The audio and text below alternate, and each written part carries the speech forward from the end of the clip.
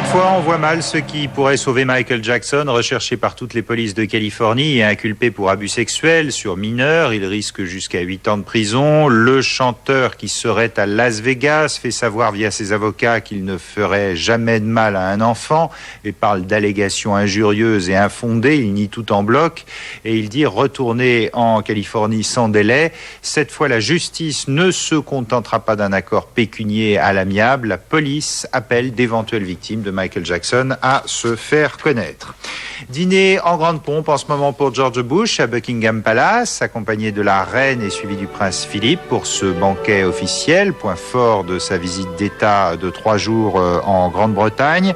Ce soir, il appelle les États-Unis et la Grande-Bretagne à vaincre le terrorisme et indique que les deux nations n'ont jamais été aussi proches. À l'extérieur, toujours beaucoup de monde, des manifestations tenues à l'écart, loin du Palais Royal pour raison de sécurité, ce qui a donné lieu d'ailleurs à quelques échauffourées tout à l'heure quand la police a retenu certains qui voulaient forcer les barrages. De Londres, Gilles Boulot. Il ressemble à George Bush, mais il ne fait pas partie de son fan club. Autour du faux président, dans son faux carrosse, quelques milliers de manifestants qui tous semblent avoir un compte à régler avec le numéro 1 américain. J'aime beaucoup l'Amérique et les Américains. Malheureusement, leur président actuel est un simple d'esprit. Mais les policiers de Sa Majesté n'étaient pas d'humeur badine aujourd'hui. On comptait en moyenne un bobby tous les 3 mètres. Le but n'était pas de prévenir une insurrection, mais d'éviter que cette image-là ne soit gâchée par des bruits ou des agissements intempestifs.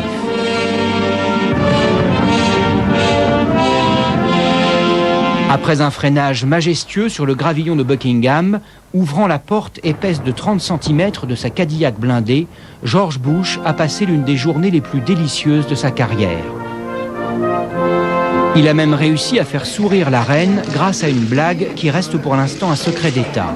À quelques dizaines de mètres de là, l'ambiance est moins feutrée ce soir. George Bush aurait voulu que cette visite soit historique. Elle l'est assurément, mais sans doute pas pour de bonnes raisons. Au lieu de sceller l'amitié entre les États-Unis et la Grande-Bretagne, elle a déclenché une vague de paranoïa jamais vue dans l'histoire moderne du Royaume-Uni.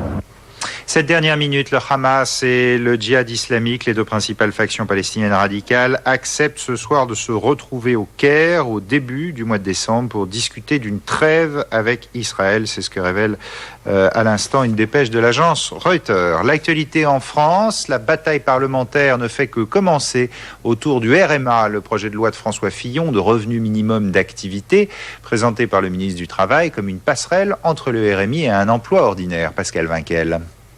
Ce revenu minimum d'activité concerne tous ceux qui touchent le RMI depuis plus de 2 ans. Si la loi est adoptée, ils pourront dès l'an prochain signer un contrat de travail à temps partiel de 20 heures au moins par semaine, contrat qui sera renouvelable 2 fois seulement sans excéder 18 mois. Avec le RMA, le gouvernement espère pousser les RMistes à sortir d'une logique d'assistance pour retourner vers l'emploi. La carotte étant le salaire, une personne au RMA travaillant 20 heures par semaine touchera environ 545 € net chaque mois, soit 183 € de plus que le RMI. 183 €, c'est aussi ce qui sortira de la poche de l'employeur, car pour l'emploi de cette personne, il percevra une aide du département égale au montant du RMI. Les détracteurs de cette mesure y voient un cadeau aux entreprises sans aucune garantie d'insertion durable. Malheureusement, les entreprises laisseront repartir la personne qui aura été dans l'entreprise pendant 18 mois et en reprendront une autre. Enfin, je crois que c'est comme ça que les choses se passeront. Réellement, il y a un effet d'aubaine puisque le coût de la main-d'œuvre sera de 60% inférieur au coût normal d'un SMIC. Le gouvernement espère créer 100 000 RMA dès la première année, 400 000 à plus long terme.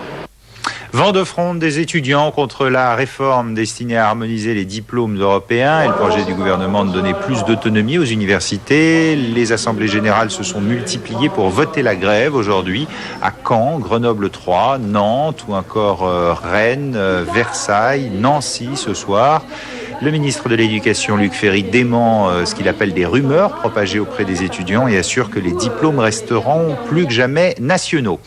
Une image de football ce soir. L'Espagne se qualifie pour l'Euro 2004. Elle a nettement battu la Norvège 3-0 à Oslo en match retour. On voit ici le but de Josepa Exteberria à la 57e. Il a profité d'une erreur du gardien pour enfoncer le clou de la tête. La Russie, les Pays-Bas, la Croatie et la Lettonie se sont également qualifiés. Grosse surprise, en revanche, la Turquie ne jouera pas l'Euro 2004.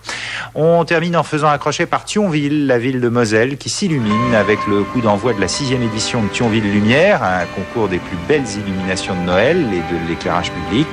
23 exposants venus de tout le pays présentent leur travail, les illuminations de Thionville, qui resteront en place pendant tout ce mois de décembre. À suivre, un nouveau point complet de l'actualité sur LCI.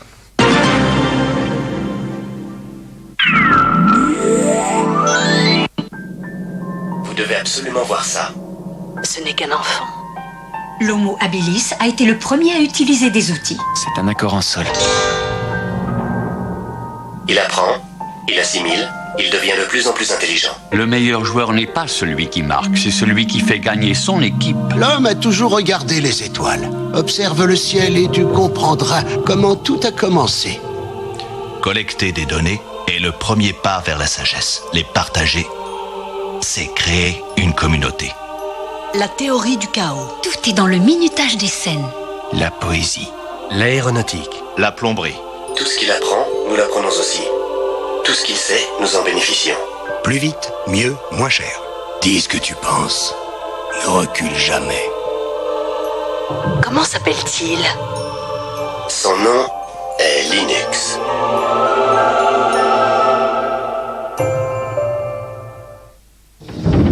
Avant de signer, vérifiez avec qui.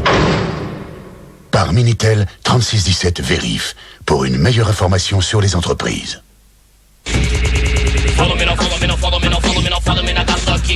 Quando você atira, eu já não sou a mira. Eu sou a sua sombra, eu sou a sua sombra. Já vai partir o trem, nossa festa de arromba. Você vê que caguetou, que caguetou, que caguetou, que caguetou. A levada rasga, Miami drama em dois. Raga, viajo em qualquer estrada.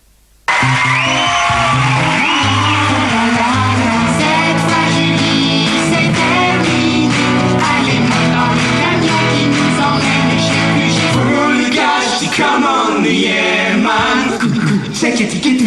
Thierry le chasseur n'est pas un gros bourrin puisqu'il est conforme à la tradition. Les Vrais Girls en DVD, c'est évident.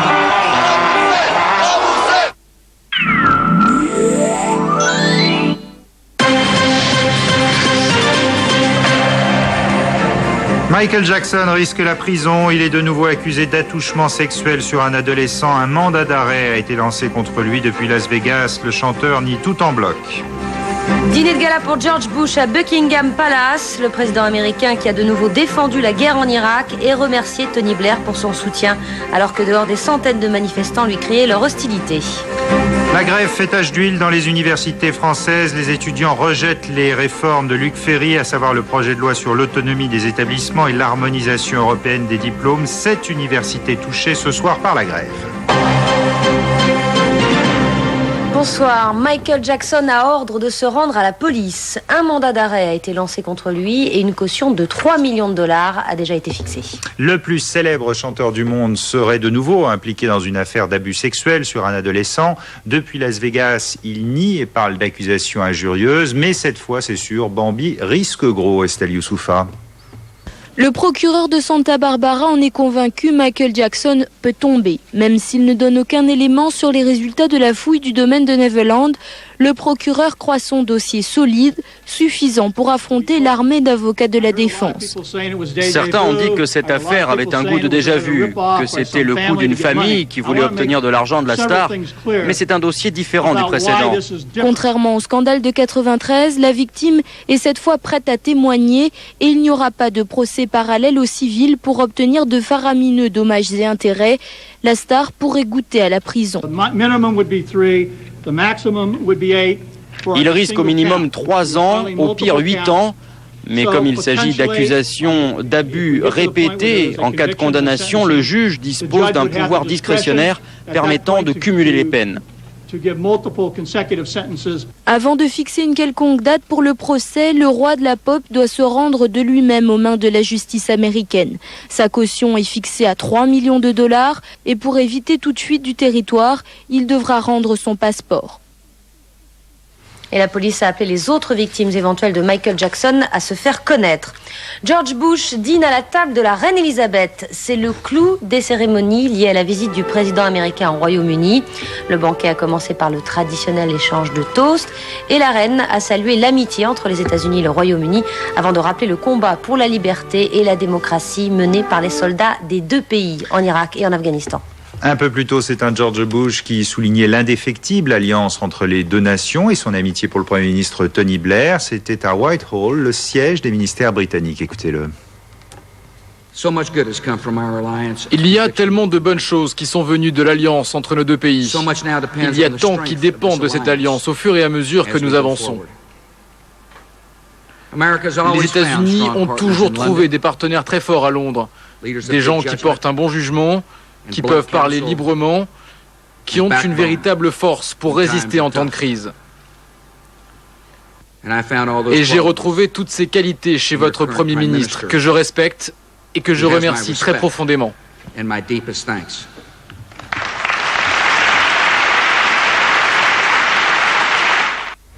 Une amitié dont ne veulent pas des centaines de manifestants rivés sous les fenêtres de Buckingham Palace. Toute la journée, ils ont hué le président américain. Des bobbies les maintenaient à distance. George Bush et la reine ont même dû annuler leur défilé dans les rues de Londres pour éviter tout problème. L'actualité en France avec de nouveaux débats qui promettent d'être enflammés à l'Assemblée. Les députés étudient depuis l'après-midi le projet de loi sur le revenu minimum d'activité, le RMA, et le moins que l'on puisse dire, c'est qu'il ne fait pas l'unanimité. Les socialistes parlent de projets dangereux qui remettent en cause le SMIC. L'UDF exige des amendements. Sur le terrain, les avis sont partagés. Le reportage de Delphine Cluzec. Il y a plus d'un an, nous avions rencontré Nathalie, une RMiste pour qui le revenu minimum d'insertion n'était pas à se réinsérer, justement. On va signer en fait ce contrat d'insertion. On peut marquer n'importe quoi, après tout, on signe et puis on s'en va. Et on est tous oubliettes en fait. Depuis, Nathalie a décroché des petits boulots. C'est pour toutes ces personnes qui peinent à reprendre pied sur le marché du travail que le revenu minimum d'activité a été créé. Un contrat de travail de 20 heures par semaine en entreprise devrait être proposé aux RMistes pour une durée maximale de 18 mois. Ils toucheront toujours le revenu minimum d'insertion. L'employeur n'ajoutera qu'un complément de 183 € qui portera le RMA à 594 € par mois. Pour les associations de chômeurs, ce dispositif bénéficie surtout à l'entreprise qui n'a aucune obligation d'embauche et trouve là une main-d'œuvre très bon marché. Ils vont pouvoir embaucher 2, 3 RMAs à la place d'un seul SMIC puisque le coût de ce contrat est bien évidemment dérisoire. Quand il faut faire le choix de se loger ou de se nourrir, on ne peut pas faire de projet, et quel qu'il soit. Aucune insertion n'est possible, aucun projet n'est possible tant qu'on reste sur des revenus de misère. D'après les opposants au projet de loi, le RMA risque donc de maintenir ces travailleurs dans la précarité au lieu d'être une passerelle vers un emploi durable. Le fonds italien qui a officiellement repris Air Littoral n'a toujours pas versé les 11 millions d'euros qu'il s'était engagé à apporter à la compagnie. Du coup, les autorités de l'aviation civile lui donnent jusqu'à demain midi pour régler la somme. Si elle ne le fait pas, Air Littoral pourrait perdre sa licence et de nouveau être menacée de faillite. 7 universités sont maintenant touchées par la grève et le mouvement pourrait encore s'étendre. À l'origine de la grogne, le projet de loi de modernisation des universités qui devrait aboutir à une plus grande autonomie des établissements. Et puis l'harmonisation européenne des diplômes. Le reportage et les explications à Rennes de Servanadron. Portes bloquées, piquets de grève à l'entrée des amphis et un hall d'accueil transformé en véritable quartier général. Ici, pratiquement aucun cours n'a eu lieu depuis le 5 novembre. Les amphithéâtres sont vides ou occupés par de petits groupes de grévistes. Au fil des jours, le mouvement, initié par les syndicats étudiants, prend de l'ampleur. Ça simplifie pour moi. Ah ouais, parce qu'au départ j'étais pas avec, mais maintenant que les blocages de cours ont lieu, ça m'a permis de m'informer déjà et de me sentir intéressée par le mouvement et donc de m'impliquer. Donc les blocages de cours, ça sert aussi à ça, quoi. Et la mobilisation continue aussi à l'extérieur. Les étudiants multiplient les actions d'information auprès du grand public.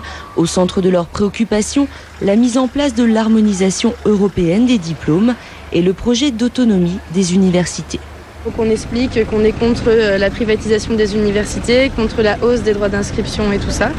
Parce que ça va faire une école publique, il n'y aura plus d'école publique, toutes les écoles supérieures vont devenir élitistes et il n'y aura plus que les riches à pouvoir faire des études et ça nous on ne veut pas. Au départ, seule dans la contestation, l'université de Rennes 2 a été rejointe ces derniers jours par celle de Paris 13, Strasbourg, Grenoble et Nantes. Justice, 2 ans de prison avec sursis requis contre le directeur d'une maison de retraite de Livry-Gargan en Seine-Saint-Denis. Il comparaissait pour homicide et blessures involontaires après un incendie qui avait fait 14 morts et 20 blessés. C'était en décembre 98. C'est un court-circuit qui avait provoqué le sinistre. Le jugement a été mis en délibéré au 21 janvier. Un accident sur le chantier du TGV Est. 3 ouvriers ont été blessés, dont 2 grièvement dans la chute d'un échafaudage à hauteur de Vendières en Meurthe-et-Moselle. Les victimes travaillaient sur un ouvrage de franchissement de la Moselle sur une tour d'étaiement lorsqu'elle s'est affaissée. Et puis à Saint-Nazaire, le travail a repris depuis hier au chantier de l'Atlantique. Au pied du Queen Mary 2, la passerelle qui s'est effondrée samedi a été retirée de la cale sèche et transportée à proximité sous un hangar. Pour les besoins de l'enquête, 15 personnes, rappelons-le, ont perdu la vie dans le drame. La polémique aura duré une bonne partie de la journée. Ce matin, sur RTL, la ministre de l'écologie, Roselyne Bachelot, lâchait que Jacques Chirac portait sans doute un appareil auditif, provoquant la fureur de l'Élysée, qui finalement démentait Élise Roire. Sortie discrète ce matin de l'Élysée, de celle qui a fini par vendre la mèche. Est-ce que vous confirmez, Roselyne Bachelot, que le président de la République a un appareil auditif? Il me semble que oui. Eh bien, c'est une excellente réponse. Et tandis que Roselyne Bachelot contourne les caméras, l'affaire s'empare du rendez-vous obligé d'après conseil. Toute première question au compte-rendu d'un Jean-François Copé, à peine moins embarrassé. Sur l'appareil auditif du président. Sur l'appareil auditif du président. Ah non, ça n'a vraiment pas été évoqué en Conseil des ministres. Enfin, cela dit, il n'en porte évidemment pas. Information pourtant donnée par des ministres, sous couvert évidemment d'anonymat, à plusieurs hebdomadaires. N'a-t-on jamais vu le chef de l'État pencher la tête, élever la voix en cas de pollution sonore ou se tromper de prénom comme en Nouvelle-Calédonie? Bonjour Micheline, à une femme qui venait de se présenter sous le nom de Louise. Bill Clinton lui-même est appareillé, mais les secrets d'un président ayant déjà en France fait l'objet de longs débats sur des états de santé certes autrement plus graves, l'Élysée fait savoir cet après-midi que Jacques Chirac a bien testé un appareil pour son confort, mais que cela n'a pas été concluant, bref, qu'il n'est pas appareillé. On passe au sport. L'Espagne jouera l'Euro 2004 de football. Les Espagnols se sont qualifiés lors du match de barrage retour face à la Norvège. 3-0 à Oslo. 3 buts, dont celui de Joseba Echeverria, qui, vous le voyez, récupère de la tête le dégagement du gardien. Et il est content. En tennis, la France et la Russie sont à 1-1 en demi-finale de la Fed Cup. C'est Anastasia Miskina qui a égalisé pour la Russie ce soir en battant la Française Marie Pierce. Match accroché, comme en témoigne le score, 4-6, 7-6, 7-5. Un peu plus tôt, Amélie Mauresmo avait finalement battu Vera Zvonareva, j'y arrive, en 2-7 cette fois, 6-2, 6-2. 1-1 donc. On jette un coup d'œil sur vos journaux de demain. Michael Jackson et son visage d'extraterrestre occupent la une de Libé, barré d'un Wanted. Encore lui, titre pour sa part François, qui rappelle qu'on célèbre demain la journée de l'enfant, coïncidence malheureuse. Tout autre chose pour l'UMA qui a choisi le masque du président Bush avec ce titre « Londres ne blaire pas Bush » alors que le Figaro s'intéresse aux 2 réformes qui agitent les étudiants, la réforme Ferry sur plus d'autonomie sur les établissements universitaires et l'européanisation des diplômes. La clôture à Wall Street, Dow Jones gagne 0,69%, le Nasdaq progresse de 0,95%. À Paris, baisse du CAC de 0,28% à 3343 points. Tout de suite, la météo complète de Karine Fauvet, puis le journal de la Bourse, Thomas Blard.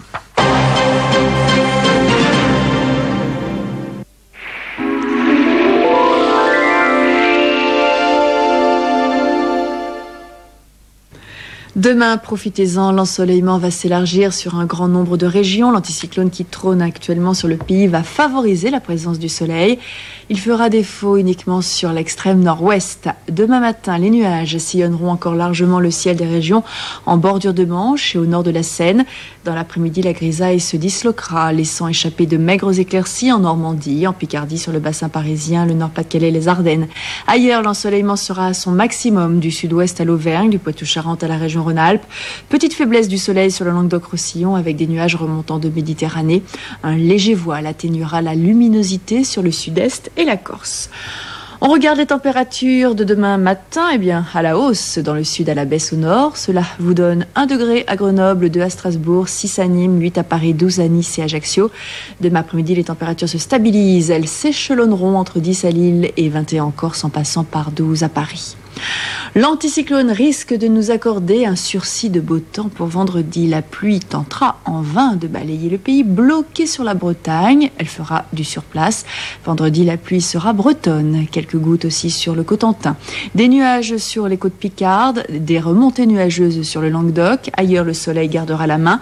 Samedi, la pluie continuera d'arroser Bretagne et Normandie, tandis qu'une nouvelle onde pluvieuse sévira dans le sud-est. Avantage au soleil partout ailleurs.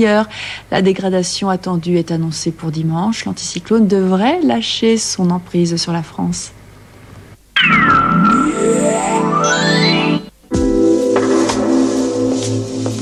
Un café ? Non, merci. Quand elle m'a proposé un café, je lui ai dit que je ne buvais que des espressos. De vrais espressos. Ceux qu'on ne peut pas faire chez soi. J'avais mes certitudes. Elle avait les siennes. Et pourtant, ce jour-là, j'ai été surpris. Je crois que je vais revenir demain. Nespresso. Maintenant, vous savez.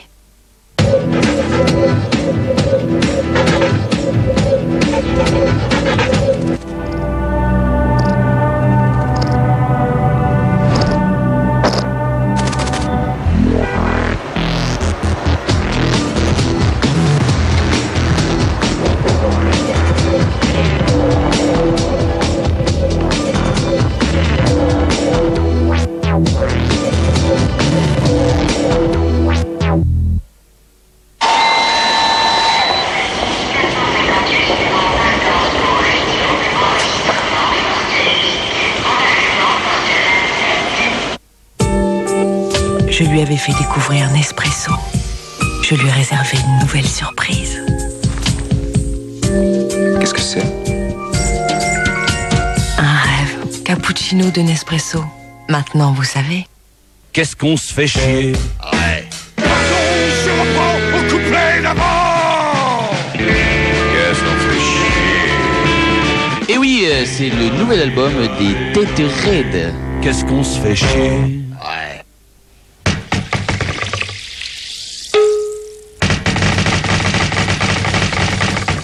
Visiblement, il y a une nouvelle bouteille Badois.